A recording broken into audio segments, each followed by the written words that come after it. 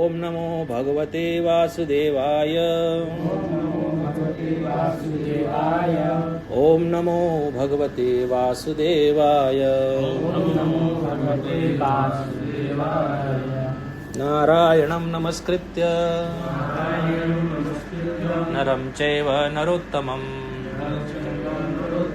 देवीं सरस्वतीं व्यासं ततो जयमुदीरयेत्।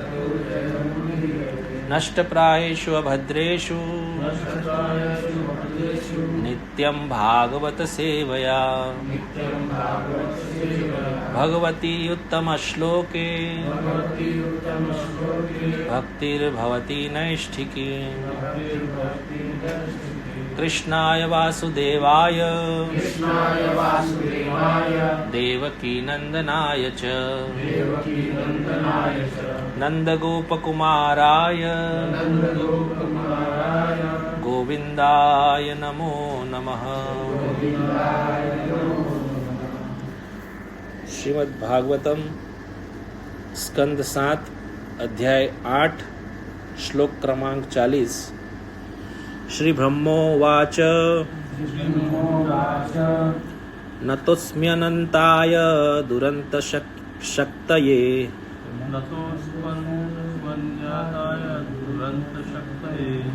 विचित्रवीर्याय पवित्रकर्मणे विश्वस्य सर्गस्थिति संयमान् गुणैः स्वलीलया संदधते अव्ययात्मने।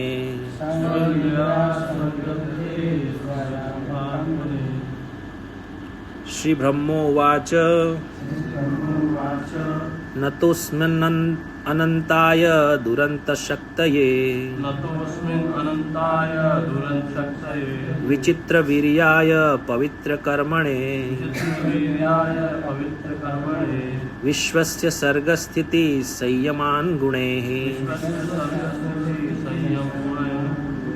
स्वलीलया संदधते अव्ययात्मने।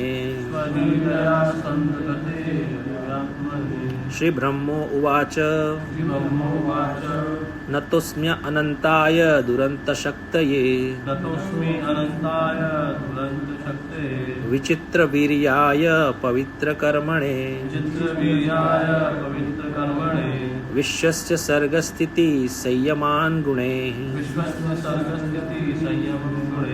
स्वलीलया संदधते अव्ययात्मने।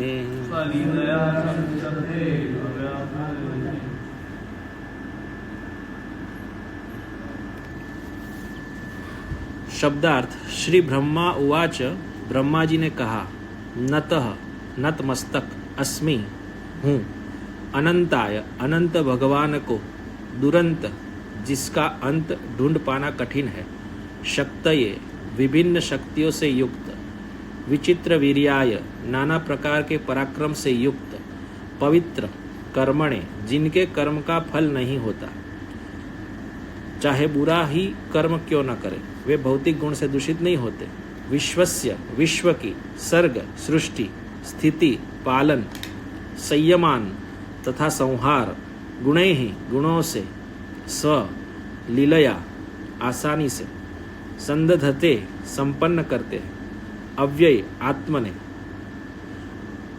आत्मने जिनके व्यक्तित्व का ह्रास नहीं होता। अनुवाद। ब्रह्मा जी ने प्रार्थना की, हे प्रभु, आप अनंत है और आपकी शक्ति का कोई अंत नहीं है।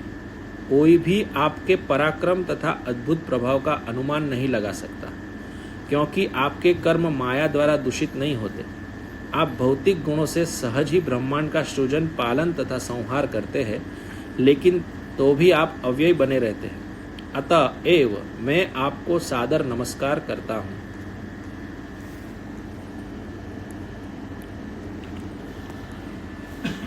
तात्पर्य। भगवान के कार्यकलाप सदैव अद्भुत होते हैं। यद्यपि जय तथा विजय उनके पार्षद और विश्वस्त मित्र थे, किंतु उन्हें शापवश असुरों का शरीर धारण करना पड़ा।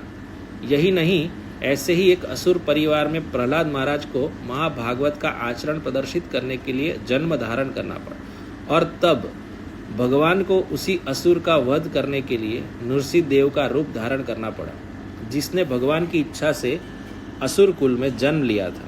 अतएव ऐसा कौन होगा जो भगवान के दिव्य कार्यकलापों को समझ सके? उनके कार्यकलापों की कौन कहे? उनके दासों के कार्यकलापों तक को समझना कठिन है। श्री चैतन्य चरितामृत मध्य लीला 23:39 में कहा गया है, तार वाक्य क्रिया मुद्रा विज्ञे न बुझाए। भगवान के दासों के कार्यकलापों को कोई नहीं जान सकता, अतएव भगवान के कार्यकलापों के विषय में क्या कहा जा सकता है? यह कौन समझ सकता है कि कृष्ण किस तरह संपूर्ण जगत को लाभान्वित कर रहे हैं? भगवान को दुरंत शक्ति कहकर संबोधित किया गया है, क्योंकि कोई भी व्यक्ति उनकी शक्तियों को तथा उनकी कार्यविधि को नहीं समझ सकता। श्री प्रभुपाद की जय। दूसरा श्लोक में पढ़ता हूं, उसके बाद का। स्कंद 7 अध्याय 8 श्लोक क्रमांक 41। श्री रुद्र उवाच कोपकालो युगान्तस्ते हतोऽयं सुरो अल्पकः तत्सुतं पाद्युपश्रुतं भक्तं ते भक्तवत्सल। श्रीरुद्र उवाच ओपकालो युगान्तस्ते हतोऽयं सुरो अल्पकः तत्सुतं पाद्युप्रस्युतं भक्तं ते भक्तवत्सल। श्रीरुद्र उवाच कोपकालो युगान्तस्ते हतोऽयं सुरो अल्पकः तत्सुतं पाद्युपश्रुतं भक्तं ते भक्तवत्सल। शब्दार्थ श्री रुद्र उवाच। कोई पढ़ेगा? शब्दार्थ पढ़ना है, मैंने भेजा है, कोई पढ़ना चाहे तो। श्री रुद्र उवाच, भगवान शिव ने प्रार्थना की। कोप कालः, आपको क्रोध का उचित समय, आपके क्रोध का उचित समय ब्रह्मांड का विनाश करने के उद्देश्य, युग अनंतः, कल्प का अंत, ते आपके द्वारा हतः मार डाला गया, अयम इसको, असुरः महान राक्षस, अल्पकः अत्यंत तुच्छ, तत्सुतम अपने पुत्र प्रहलाद महाराज को, पाही बस रक्षा कीजिए, उपाक्षितम जो शरणागत होकर पास में खड़ा है, भक्तम भक्त, ते आपके स्वामी, भक्त वत्सल, हे मेरे प्रभु जो अपने भक्तों पर इतने स्नेही है। अनुवाद हाँ पढ़िए। भगवान शिव ने कहा, युग का अंत आपके क्रोध का समय है। अब जब यह तुच्छ राक्षस हिरण्यकश्यप मारा गया है, हे मेरे प्रभु जो आपके भक्त के प्रति स्वाभाविक रूप से स्नेही है, कृपया उसके पुत्र प्रहलाद महाराज की रक्षा करें, जो आपके पूर्ण समर्पित भक्त के रूप में पास में खड़ा है। परपट मतलब तात्पर्य कोई पढ़ेंगे?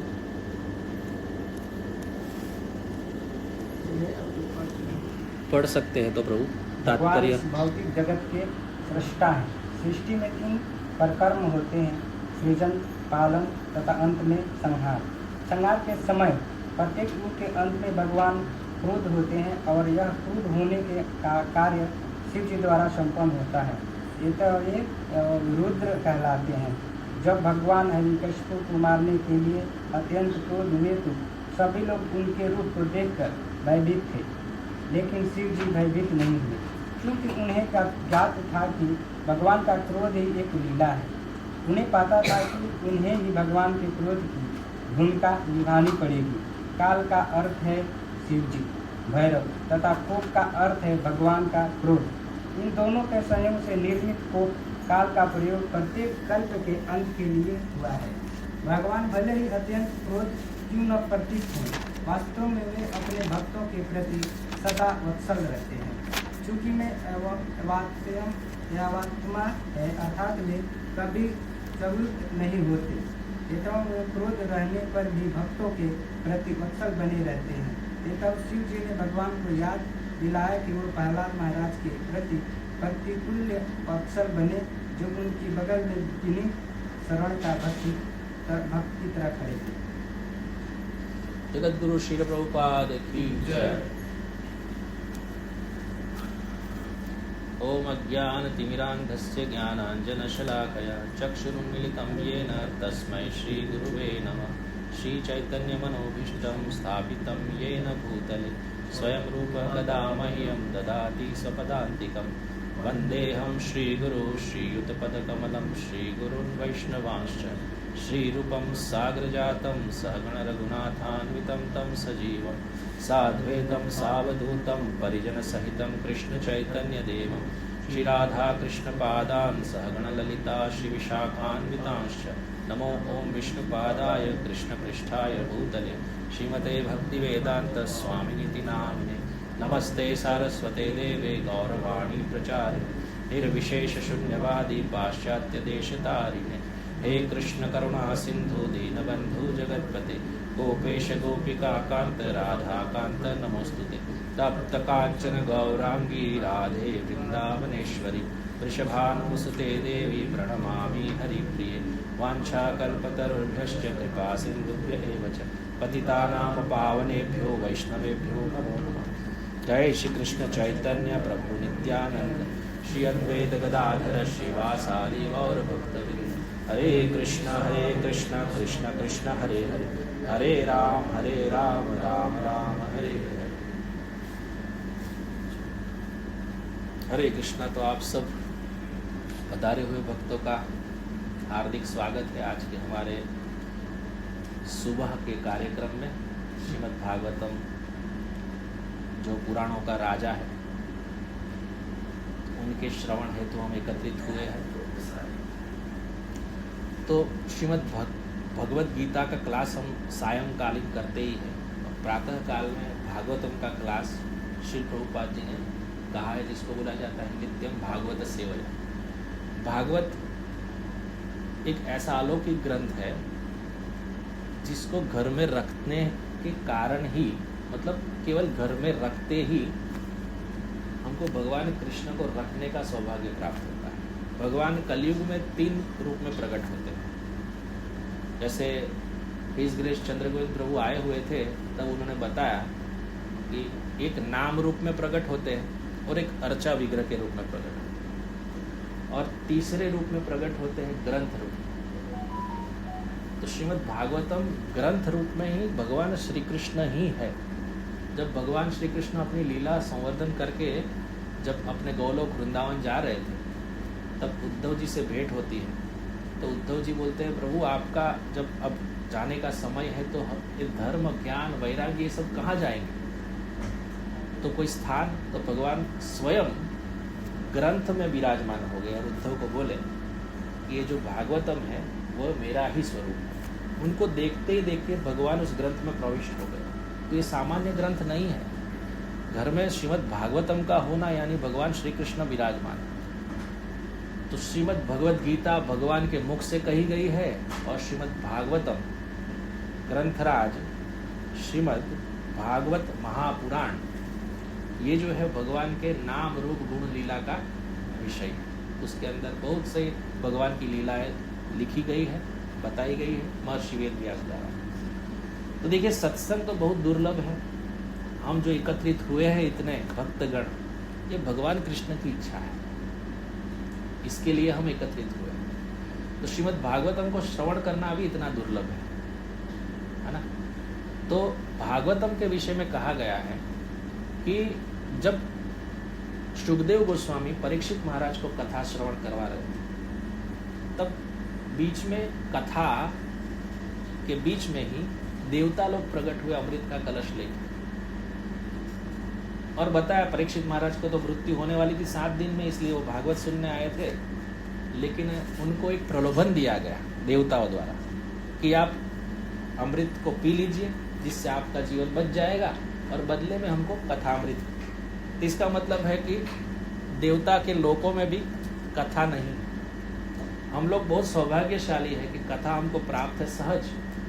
आज देश विदेश में प्रभुपाद जी की कृपा से हर जगह पे भागवतम का क्लास होता है, श्रीमद् भगवद गीता की अभी साधना होती है, स्वाध्याय होता है, तो ये जो दुर्लभता है कथा की वो केवल कहाँ है? पृथ्वी लोक पे है। जब भगवान राम अपनी लीला संवर्धन करके जा रहे थे तब सब सरयू नदी में प्रविष्ट हो रहे थे और धाम में जाने के लिए तैयार हो रहे थे, लेकिन हनुमान जी नहीं हो रहे थे। हनुमान जी बोले कि सोच में पड़ गए और भगवान राम उनको देख के बोलने लगे कि हनुमान जी आपको नहीं आना? तो भगवान राम का ये प्रश्न सुन के हनुमान जी बोले कि भगवान आपके वैकुंठ या तो साकेत लोक में कथा का समय क्या होगा, वहाँ आपका कथा प्राप्त होगी मुझे? तो भगवान बोले नहीं, वहाँ तो मैं स्वयं हूँ, मेरी सेवा उधर हो सकती है, लेकिन कथा को तो नहीं हो सकती। तो हनुमान जी बोले तो मुझे नहीं आता। क्यों? इसका मतलब क्या है? क्योंकि भगवान के लोक में भी गुणगान है, लेकिन कथा जो है, जो अमृत है कथा का, वो केवल इस भूलोक पे है। तो जब अमृत का कलश लेके आए तब सुखदेव महाराज देखने लगे परीक्षित महाराज के सामने और सोचने लगे कि अब परीक्षित महाराज क्या करेंगे। आंखों आंखों में इशारा हो गया वक्ता और श्रोता का। श्रोता कैसे होने चाहिए वो भी भागवत में बताया गया, और देखा कि इनको अमृत पीने की कोई लालसा नहीं। किसने देखा? सुखदेव गोस्वामी। और परीक्षित महाराज ने फिर ना मना कर दिया है, और देवतागण तब जाके सुखदेव गोस्वामी देवताओं को डांटते हैं, बताते हैं कि इस भागवत अमूल्य रत्न को तुम कुछ तुच्छ मणि और रत्न से खरीदना चाहते हो कि तुम कितना ही धन दे दो तब भी ये कथा अमृत लाभ प्राप्त नहीं होगा।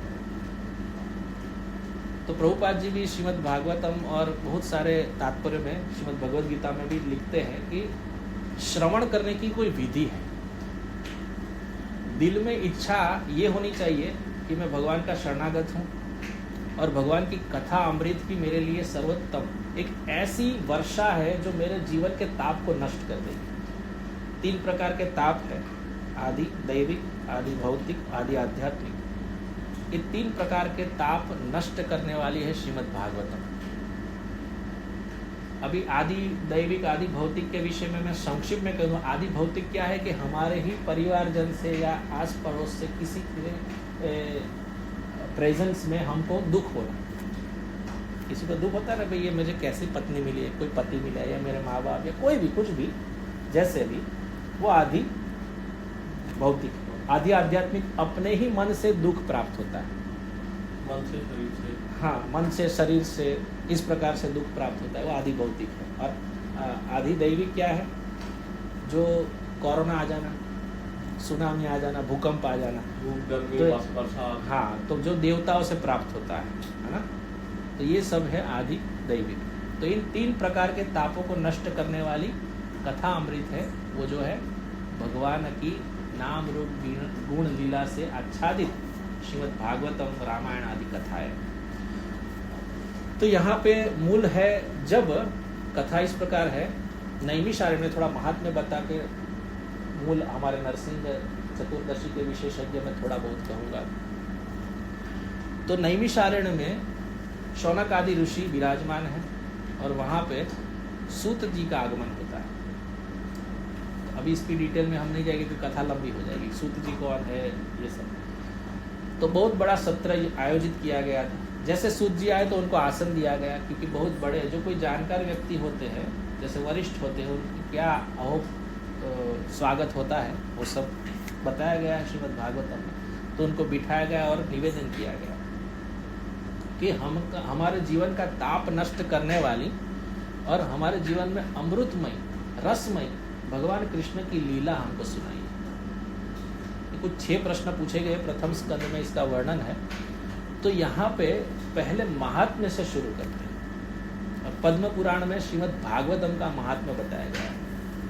श्रीमद् भागवतम में महात्म्य में पहली कथा आती है।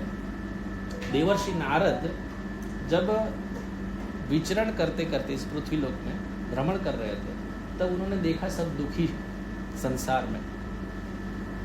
पिता अपने पुत्र की नहीं सुन रहा है, पुत्र पिता की नहीं सुन रहा है, पति पत्नी में झगड़ा चल रहा है, घर में बहुत कलश है, क्लेश है। तो ये देखकर दुखी हो गए। दुखी होने के बाद वो जाते हैं। ये सब घटना तब घटित होती है जब इनकी भेंट होती है सनत कुमार से, और ये सब वृत्तांत उधर सुनाते हैं। तो वो उनका जो डिस्कशन है उनमें नारद जी सुना रहे हैं कि क्या घटित हुआ, कि मैंने दुनिया में देखा, संसार में, कि इस प्रकार सब दुखी है। तो मैंने एक अलौकिक घटना देखी, ये बताया उन्होंने। क्या देखा? तो वो बोले कि जब मैं ये सब संसार का भ्रमण करते करते वृंदावन गया, तो वहां पे ऐसे तो भक्ति देवी का बाद में उच्चारण आता है, लेकिन एक देवी जो युवान अवस्था में है, लेकिन उनके 2 पुत्र वृद्ध हैं। तो वो वहां पे विलाप कर रही थी। तो मैंने बहुत ही संशयपूर्ण उधर गया पूछने के लिए, और वहां बताया कि देवी आप कौन हो, इस प्रकार आप दुखी क्यों हैं? लेकिन उससे पहले देवी ने उनको देख के दर्शन करके बताया, वो साधु क्षणम तिष्ठ मत चिंता मई नाशय। पहले साधु मेरी चिंता का नाश कीजिए, मैं अत्यंत चिंतित हूँ। क्या है चिंता उनकी? कि मेरे जो पुत्र हैं वो वृद्ध हो चुके हैं। वृंदावन में भक्ति जवान है, और वृद्ध कौन हो जाते हैं? ज्ञान और वैराग्य। तो ये बोले मेरे पुत्र है ज्ञान और वैराग्य। तो ये देख के उनको तो पहले आश्चर्य होगा, पुत्र वृद्ध कैसे हो सकते हैं? तब उन्होंने बताया कि भाई पुत्र मेरे वृद्ध है, और मैं भी किस प्रकार से जवान हुई उसकी भी कथा सुन लो। तो बोले कि मैं दक्षिण देश में प्रकट हुई, कर्नाटक में थोड़ी बहुत में वृद्धि प्राप्त की, और महाराष्ट्र में भी मैंने वृद्धि प्राप्त की। लेकिन जैसे ही मैं गुजरात आई तो मैं जीर्ण हो गई, वृद्ध हो गई। गुर्जरे जीर्णताम गता, गुजरात में आके जीर्ण हो गई। हमारे गुजरात में वैसे भी बहुत सारे भक्ति का क्या बोलते हैं, भक्ति का बहुत बड़ा केंद्र भी माना जाता है। लेकिन आजकल जब से ये बात निकली है ना, पद्म पुराण में इसकी वर्णन है, बहुत परेशानियां भी है। भक्ति मार्ग में क्या बोलते हैं उसको, दम्भ है ना। तो इसीलिए गुर्जरते जीर्णता गता, गुजरात में आके मैं वृद्ध हो गई। अब मेरी वृद्धता का इलाज केवल वृंदावन में। मैं जैसे वृंदावन में आई, मैं वृद्ध थी तो मैं जवान हो गई, लेकिन ज्ञान वैराग्य वैसे के वैसे ही रहे। वे वृंदावन में आके भी जवान नहीं हुए। तो ये चिंता का नाश करने के लिए उनसे प्रार्थना कर रही है। तो इसके लिए क्या बोल रहे हैं कि ये तो कलयुग का प्रभाव है, कलयुग में ये होना ही है। आगे बताते हैं कि देखा जाए तो ज्ञान वैराग्य हमारे भी जीवन में वृद्ध ही है। आचार्यगण बताते हैं कि जब देवी यानी भक्ति देवी वृंदावन आई, जवान हुई, ज्ञान वैराग्य तो भी बूढ़े। तो हमारे जीवन में संतगण बताते हैं कि भक्ति तो आ जाएगी, लेकिन ज्ञान वैराग्य के साथ भक्ति पुष्ट होती है ना। तो इसीलिए ये वृद्ध है। लेकिन अभी नारद जी को तो ये चिंता का निवारण करना है, तो नारद जी सोचने लगे इसके लिए क्या किया जाए। तो पहले उन्होंने भगवत गीता, वेद, वेदांत उसका पाठ उनको सुनाया कि जिससे उनके अंदर ये जागरूकता है, ज्ञान वैराग्य जग जाए। लेकिन उन्होंने सुनाया तो भी उनका कोई भी चेंजेस नहीं हो रहा। जैसे थोड़े खड़े होते भगवत गीता सुनाते, लेकिन नहीं हो रहा। इसका मतलब ये नहीं कि भगवत गीता में कोई पावर नहीं है, आप इसका गलत अर्थ मत निकालो। उसके बाद उन्होंने सोचा कि ये क्या हो रहा है, इतना सब वेद वेदांत पढ़ने के बाद भी ये जग नहीं रहे। तब आकाशवाणी होती है, और आकाशवाणी में बताया गया कि सत्कर्म किया जाए। सत्कर्म क्या है तो उसके विषय में कुछ बताया नहीं। तो वहां पे नारद जी थोड़े सोचने लगे ये सत्कर्म क्या है। अब भक्ति देवी की तो जो चिंता है उसको तो दूर करनी है। तो नारद जी वहां से ढूंढते ढूंढते सब जगह पूछते हैं, लेकिन सत्कर्म का कोई इलाज नहीं मिलता है। और मैंने प्रथम ही कहा, जब ये सुनते सुनते नारद जी जाते हैं उत्तराखंड में, देवभूमि उत्तराखंड में, प्रभु जी उधर से ही है, तो वहाँ जाके उनको सनत कुमार का दर्शन होता है, हरिद्वार है ना। तो वहाँ जाके सनत कुमार का दर्शन प्राप्त करके उनको थोड़ी शांति मिलती है। सनत कुमार कौन है? ब्रह्मा जी के पुत्र है, 4। उनका काम ही यही है भगवत कथा सुनना और सुनाना। उनका दर्शन करके नारद जी को शांति मिली, और ये जब पूरा वृत्तांत सुनाया तब जाकर सनत कुमार बोलते हैं, हे नारद, आपको मैं ये कथा या तो इसका इलाज बताऊंगा, क्योंकि आप बहुत विवेकी हो। कथा सुनने का मिसल पहले ही बताया, श्रोता कैसा होना चाहिए कथा में, ये पहला गुण सनत कुमार बताते हैं। आप बहुत ही विवेकी है और आप में वो सब क्षमता है जो एक श्रोता में होनी चाहिए। कभी कभी बहुत कथाएं सुनते तो नींद आ जाती, देखा जाता है, और मैं तो इधर बैठता हूँ तो मुझे समझ में आ जाता है किसको इंटरेस्ट है किसको नहीं है। तो नींद कैसे आती है पता है? क्योंकि उसको जीवन के ताप से बहुत परेशानी है, यहाँ आके उसको शांति मिलती है।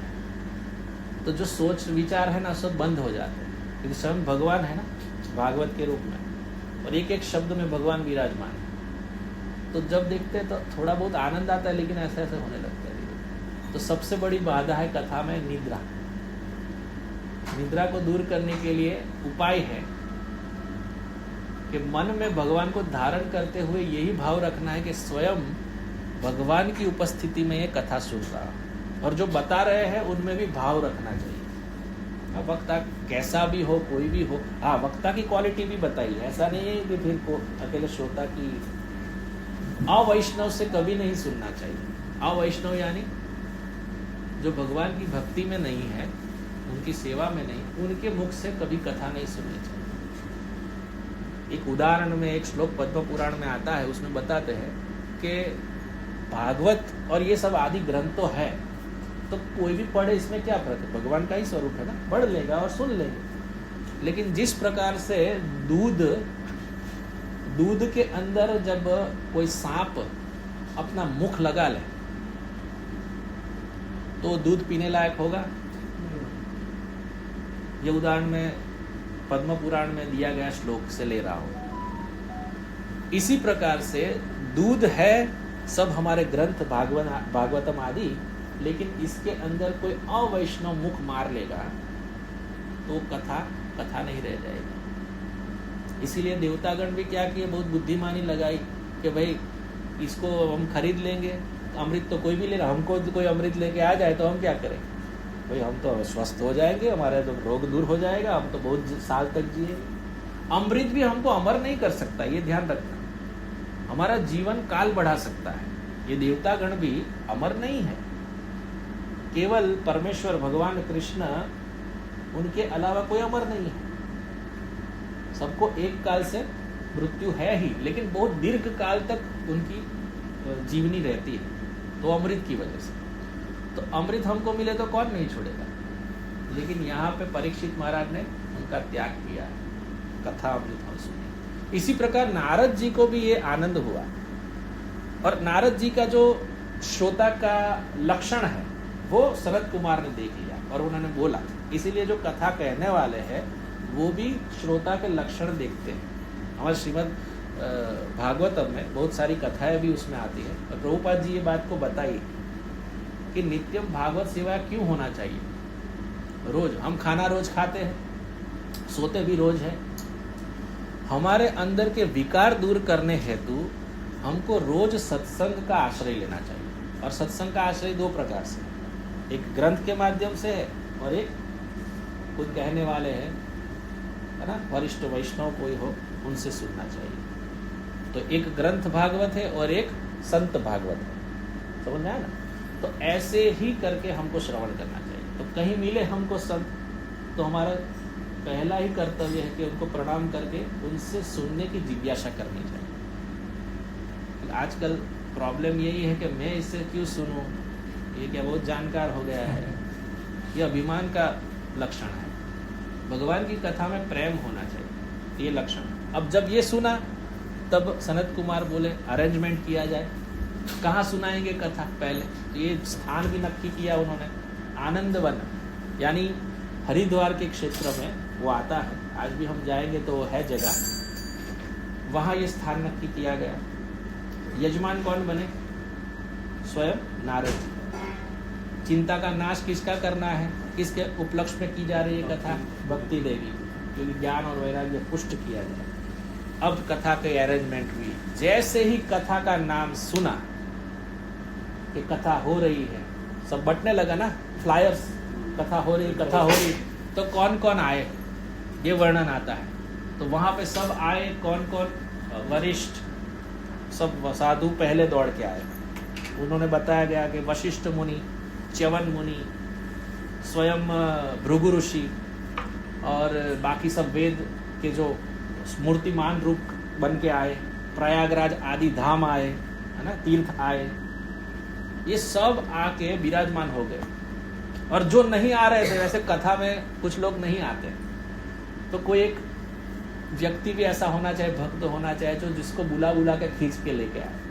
तो भृगु ऋषि क्या किए, कैसे भी करके सबको बुला बुला के उनको खींच के लेके आए परिवार सहित। और ये अकेले नहीं आए, यहाँ लिखा है परिवार सहित आए। कथा सुनने के लिए गृहस्थ को परिवार सहित आना चाहिए यदि वो वहाँ अवेलेबल हो तो भृगु ऋषि सबको मना के लेके आए खींच के, अरे चलिए। फिर बोले नहीं नहीं, हमको कहाँ आमंत्रण, आजकल सब आमंत्रण के पीछे पड़े, हमको कहाँ आमंत्रण। कथा में कोई आमंत्रण की आवश्यकता नहीं, और किसी को ये भी नहीं सोचना चाहिए कि वहाँ पे उनको भारी पड़ेंगे, भाई हमको प्रसाद खिलाना पड़ेगा तो क्या करेंगे। ऐसा कथा में प्रेम होना, यही भागवत की उपलब्धि है, हमारे श्रवण की उपलब्धि है। तो वहाँ पे भृगु ऋषि क्या, भाई तुम्हें कुछ नहीं करना है, तुम्हारी व्यवस्था है, उधर गद्दा वद्दा चेयर वेयर सब डाल के रखा है, आप बैठ जाओ बस ये। तो करुणा होती है ऐसे साधु लोग में कि कथा कैसे प्रकार से इसको सुनाई जाए। अब सब आ गए, पर्वत नदियाँ सब, गंगा नदी, ये सभी मूर्तिमान स्वरूप हो गए। जैसे ही सुना तो जो भगवान की कथा के प्रेमी थे वो दौड़ दौड़ के आए, आके बैठ गए। और यहाँ सनत कुमार शुरू करते हैं व्यासासन पर बैठ, और जैसे ही शुरुआत की, भगवान की कथा आरंभ की, वैसे ही वहां पे भक्ति देवी का प्रागट्य होता है। और सब लोग देखने के लिए भक्ति देवी, तो भक्ति देवी तो भगवान के समक्ष ही रहे।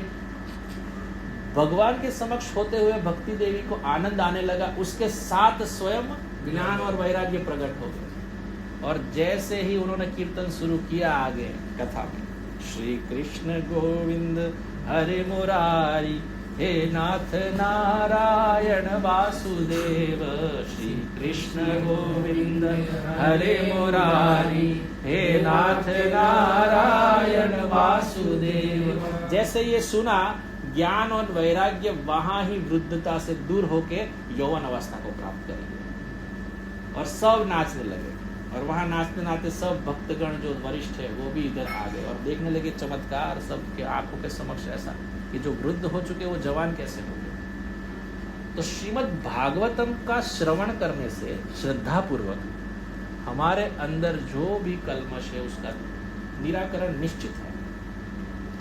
भक्ति ज्ञान और वैराग्य के साथ पुष्ट होगी।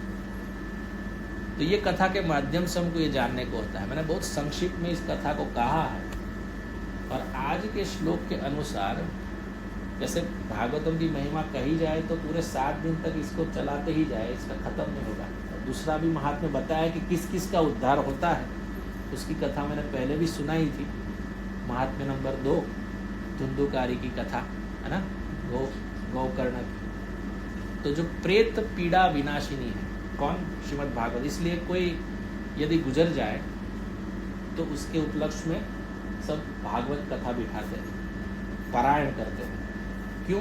क्योंकि जो गए हैं वो दुख योनि से मिट के भगवत धाम को प्राप्त करते हैं। इसकी महिमा इतनी है कि कोई प्रेत योनि में भी क्यों ना गया तो भी वो भगवत धाम को जाएगा। स्वयं धुंधुकारी का उदाहरण देख सकते हैं, प्रेत बना, लेकिन गोकर्ण के मुख से, गोकर्ण जी के मुख से कथा सुन के वो चतुर्भुज नारायण जैसा स्वरूप प्राप्त करके उनके पार्षदों में विमान में बैठ के विष्णु धाम गया।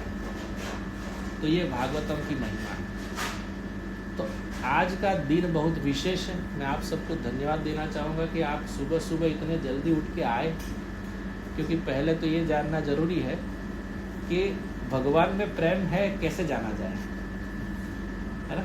तो यही एक आपका लक्षण है, आप सभी जो पधारे हैं आपको केवल भगवान में प्रेम है, इसलिए सुबह सुबह जल्दी इतना उठ के, क्योंकि सुबह नहाना, सब क्रियाएं खत्म करके आना समय सर, ये बहुत बड़ा भगवान के विषय में प्रेम का लक्षण है।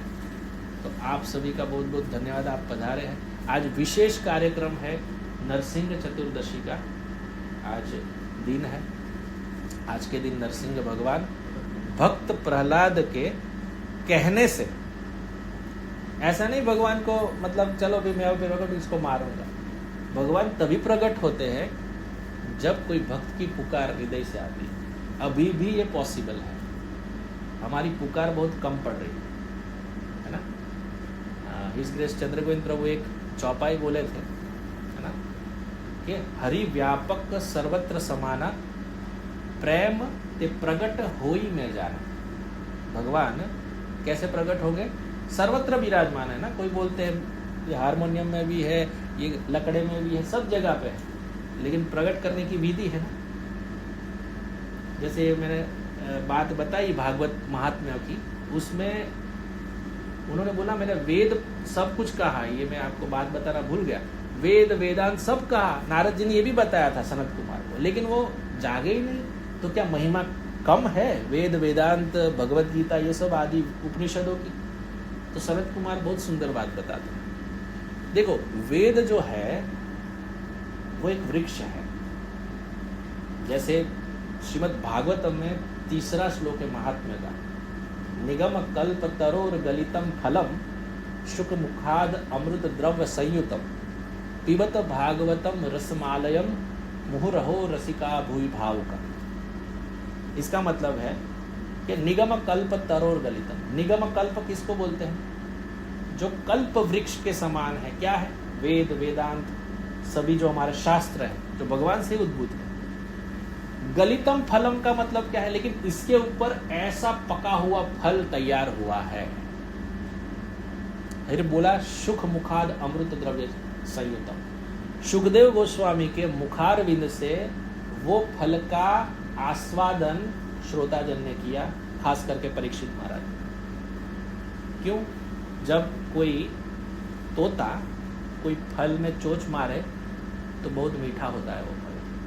मिठास अपने आप, क्योंकि वो तभी फल में चोंच मार सकता है। इसीलिए शुक का मतलब क्या है? तोता।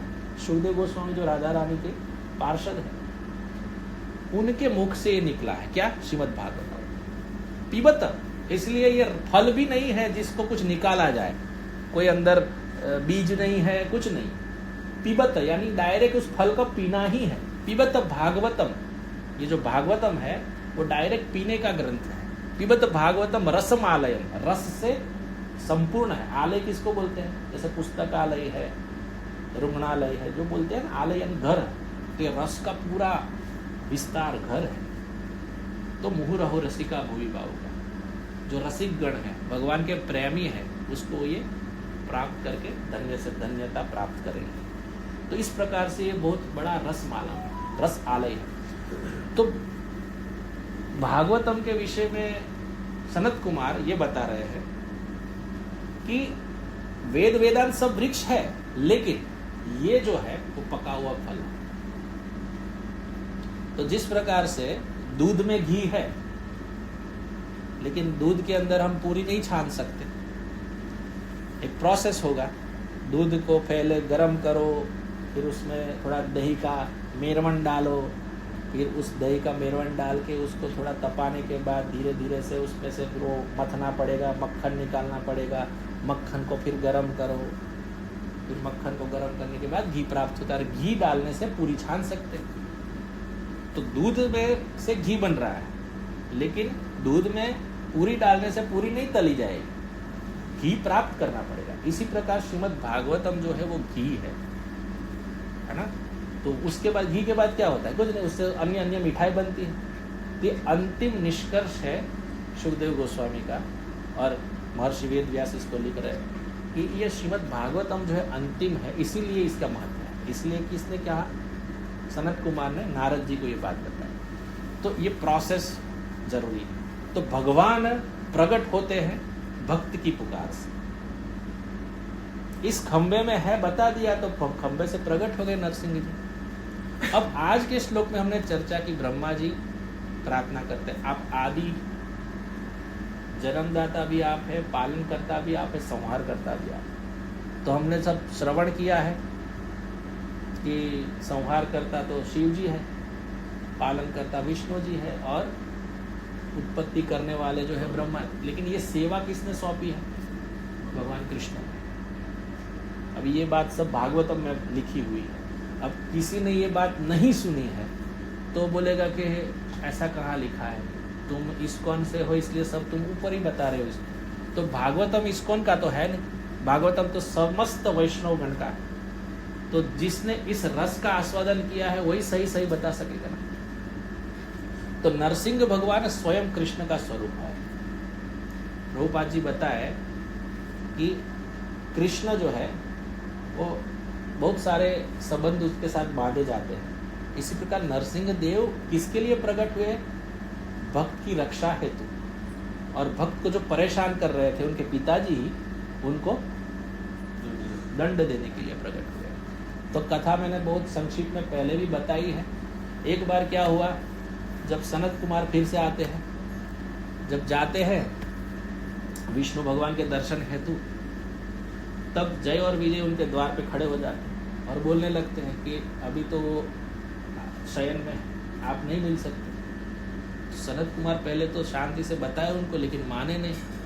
फिर तो ये तो बहुत महान ऋषि है, 5 साल के ही बालक हैं और उनकी उम्र 5 साल से बढ़ती नहीं सनत कुमार की। लेकिन इतने जबरदस्त भगवान के भक्त हैं, उन्होंने जल लेके श्राप दे दिया जय विजय कि जाओ, तुम इतने निष्ठुर बन रहे हो, 3 जन्म तक असुर योनि में रहो।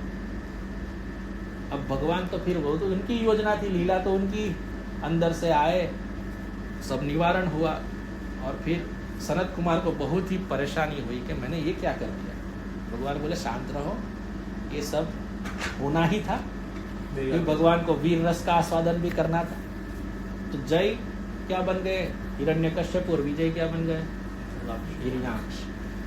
अब हिरण्याक्ष और हिरण्यकश्यप की कथा कैसे, मतलब उनका जन्म होता है, उसकी भी मैंने बताई थी। कश्यप मुनि और दीति, इनके ये पुत्र है। तो एक बार का समय में, सायंकाल में, दीति ने पति से संग करने की इच्छा की। तो कुछ नियम होते हैं गृहस्थ जीवन में, पति पत्नी कब संग करना, पुत्र प्राप्ति तो करने के लिए संग आवश्यक है, लेकिन कब करना चाहिए भी विधि बताई गई शास्त्रों में। तो शाम का समय था, उस समय इस प्रकार से उन्होंने रिक्वेस्ट किया, लेकिन कश्यप मुनि के नहीं, ये उचित समय नहीं है। इस काल में यदि इस प्रकार हुआ तो इस समय से उत्पन्न होने वाली संतान अच्छी नहीं आएगी, असुर योनि वाली आएगी, असुर वाली आएगी। अब ये बताया गया, लेकिन ये तो कामातुराणम न भय न लज्जा, काम से जो आतुर रहते हैं ना, उनको भय लज्जा नहीं रह जाती। दीति तो बहुत आवेश में आ गई, नहीं तो ये तो मुझे चाहिए ही संतान, अभी ही चाहिए।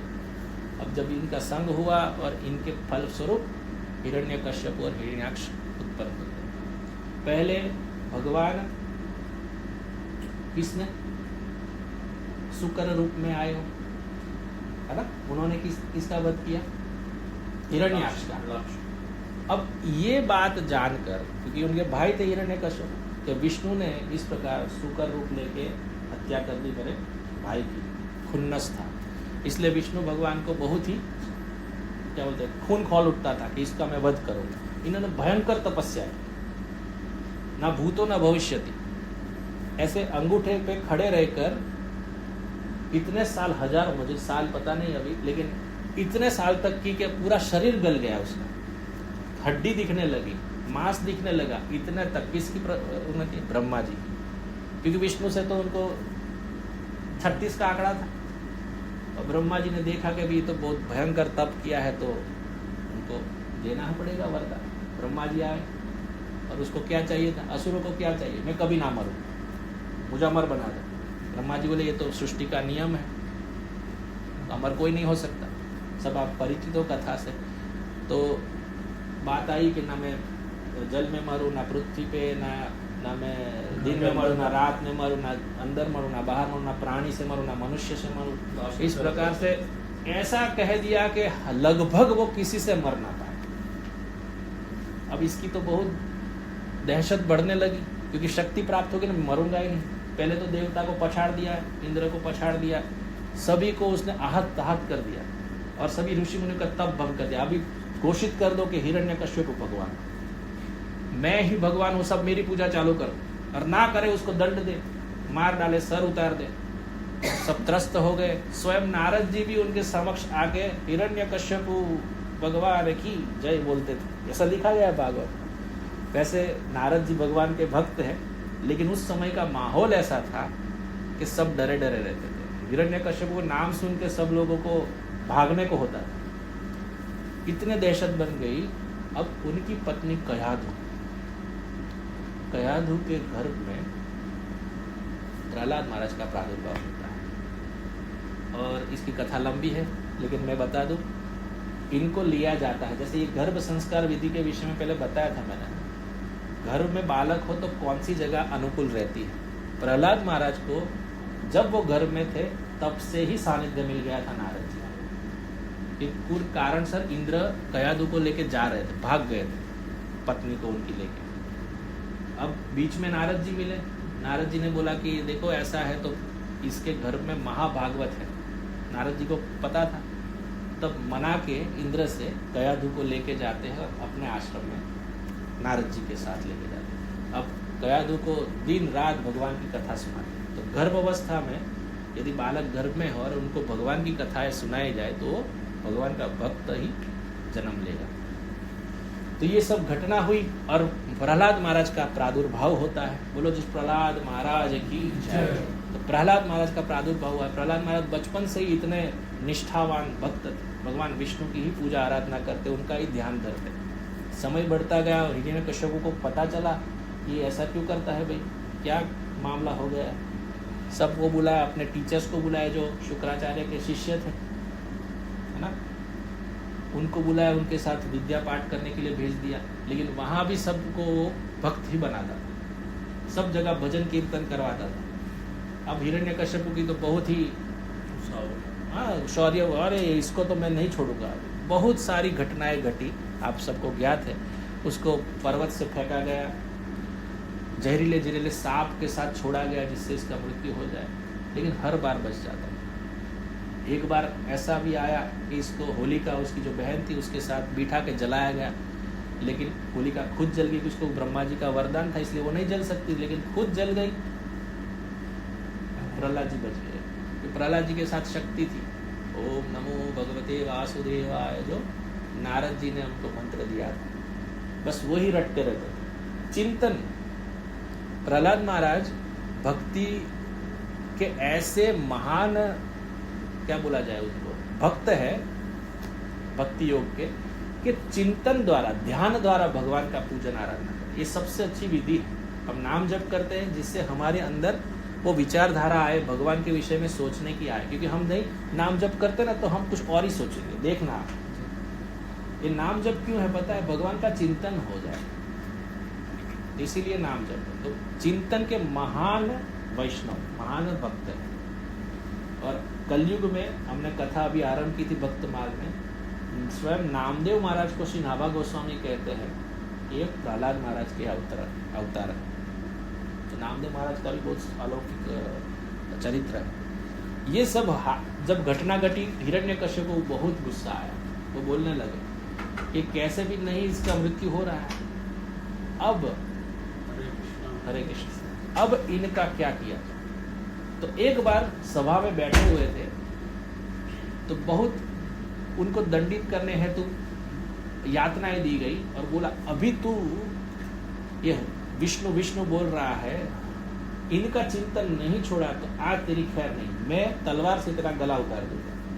जब ऐसा कहा गया तो वो शिक्षा देते, ये सर्वत्र विराजमान है, भगवान आपके हृदय में है, इनके हृदय में, उनके हृदय, सब जगह बोलने लगा। तो बोलने लगे, हिरण्यकश्यप बोला कि अब भगवान सब जगह है तो मुझे बता किधर है, मैं कब से ढूंढ रहा हूं, मुझे मिल नहीं रहा है, तू बता किधर है। तो सब उन्होंने जगह बताई। तो बोले कहाँ है, तो उसको तो दिख रहा है क्योंकि चिंतन में भगवान का दर्शन तो होता ही है, लेकिन हिरण्यकश्यप को नहीं दिख रहा है। तो वो बताया कि क्या इसमें है, इसमें है, इस प्रकार से उसने बताया। क्या इस खंबे में भी है, तो क्या हाँ इस खंबे में सर्वत्र चराचर जगत में वही वो है जो ब्रह्मा जी ने स्तुति की आज के श्लोक में पढ़ा। तो प्रहलाद महाराज ने बोल दिया खंबे में है, तो उसने क्या किया, उधर जाके खंबे की तरफ आहत करके बोलने लगा अब इसका नष्ट कर दूंगा। जैसे वो मारने के लिए तलवार निकालता है हिरण्यकश्यप, तब इतनी भयंकर आवाज आती है कि वो आवाज आने से ही हिरण्यकश्यप को थोड़ा सा डर गया है कि कहाँ से, और ब्रह्मांड में सभी देवता भी हिल गए, इतनी भयंकर आवाज कहाँ से। और वो जो फाड़ के भगवान नरसिंह देव प्रकट होते हैं और देखते ही देखते हिरण्यकश्यप के सामने एक अंधेरा सा छा जाता है और स्वयं प्रकाश से भरपूर, तो उसकी आंखें जो है ना धुंधला जाती है और उसमें देखते हैं कि शरीर है मानव का लेकिन मुख है सिंह का।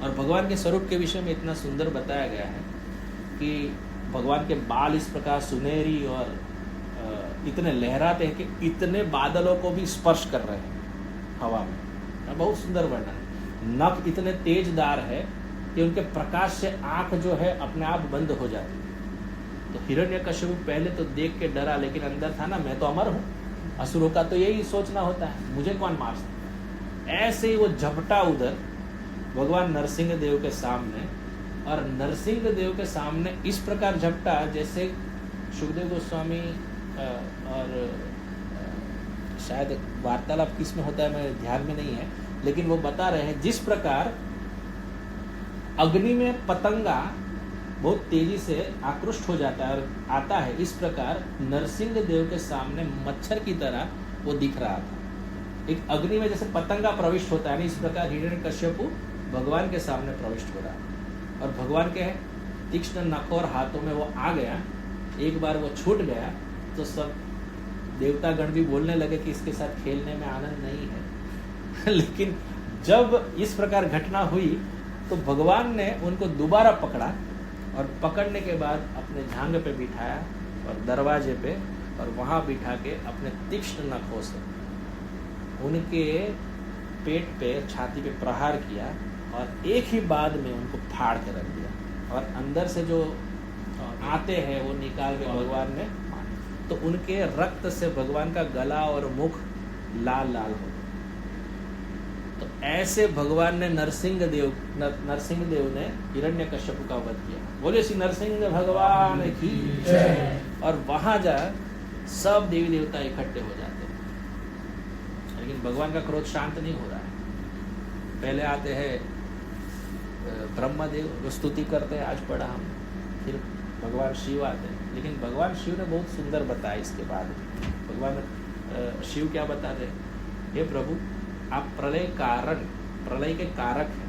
भगवान शिव ऐसे तो प्रलय के देवता है ना, लेकिन वो किसको बोल रहे हैं, यहाँ एक सिद्ध हो जाता है तो आप ही कारण। लेकिन अभी देखिए आपके पुत्र, सुत ऐसा प्रयोग किया है उसमें, पुत्र, या हम जो भी भक्त है ना भगवान के, वो सब भगवान के पुत्र से, ऐसे सभी पुत्र है, लेकिन ये जो आपके भक्त है वो आपकी शरण है। कृपया इसको आप अभय प्रदान कीजिए और इनको शरण में लीजिए। सुंदर स्तुति भगवान शिव ने एक श्लोक में की है, और बाकी भी स्तुतियाँ आगे आगे सभी लोगों ने की। इंद्र ने की, विद्याधर ने की, चारण, ये सब जो सिद्धलोक के देवतागण है सभी ने की। तो बारी बारी करके सब आते, लेकिन भगवान किसी की नहीं सुनते। और फिर बाद में लक्ष्मी जी भी आते हैं, लक्ष्मी जी देखते हैं, उनको दर्शन करने के लिए आते हैं, बोलते हैं ये कौन सा रूप है भगवान का। पहले आए बहुत जोश में, लेकिन जैसे ही रूप देखा फिर यू टर्न मार के भाग गए कि निकट जाना, खतरे से खाली नहीं है। इतना भयंकर रूप था भगवान का। और फिर ब्रह्मा जी ने बताया जो इनके भक्त है, जिसके कारण भगवान नरसिंह प्रकट हुए हैं, उनको ही भेजा जाए।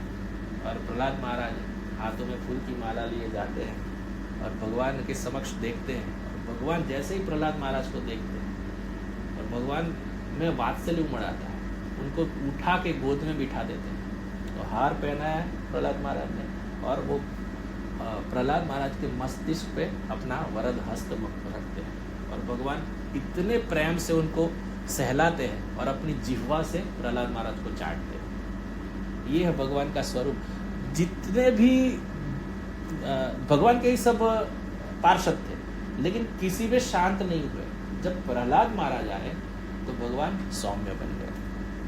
तो बोले श्री नरसिंह भगवान की, श्री भक्तवत्सल भगवान की जय। तो आज के इस विशेष कार्यक्रम में आप पधारे, कहने लायक बहुत कुछ है, लेकिन आप सबका बहुत आभारी हूँ। सुबह सुबह इतने जल्दी आए और मेरे को इतना झेला आपने 1 घंटे तक, तो आप सभी का बहुत बहुत धन्यवाद है। हरे कृष्णा कृष्णा कृष्णा हरे हरे, हरे राम राम राम हरे। जगत गुरु शील प्रभुपाद की जय। हिताय गौर प्रेमानंद।